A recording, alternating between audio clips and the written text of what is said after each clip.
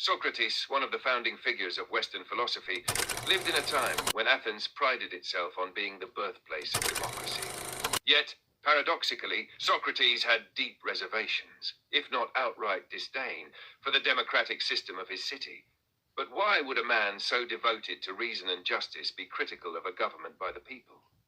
For Socrates, the core problem was this. Democracy assumes that every individual, regardless of education, wisdom, or moral character, is equally equipped to make decisions about the direction of the state. He found this notion deeply flawed. He famously compared democratic elections to a ship at sea, where instead of choosing a trained and knowledgeable captain, you let the passengers vote on who should steer the vessel.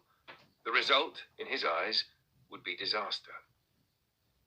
Socrates believed that ruling a society was an art, much like medicine or navigation. You wouldn't let someone perform surgery just because they're popular. Why then would you let someone lead a city simply because they could rally a crowd? In a democracy, he argued, persuasive speech often triumphs over sound reasoning. Demagogues, skilled in the art of manipulation, could easily sway public opinion, not through truth, but through flattery, fear, and emotion. This wasn't just theory for Socrates, it was his lived experience. He saw how the Athenian public, driven by passion and misinformation, could make catastrophic decisions, including the disastrous military campaign in Sicily and ultimately his own trial and execution. In 399 BCE, a jury of 500 Athenian citizens, ordinary people, voted to convict him of corrupting the youth and disrespecting the gods.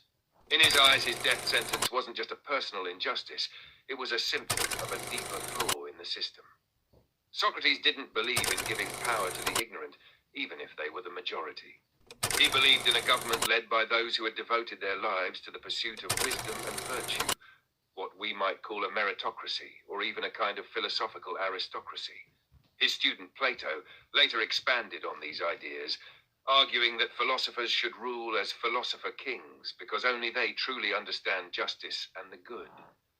So when we ask why Socrates hated democracy, the answer isn't because he preferred tyranny or oligarchy. It's because he believed that democracy, without education, discipline, and critical thinking, was just as capable of producing injustice as any other system.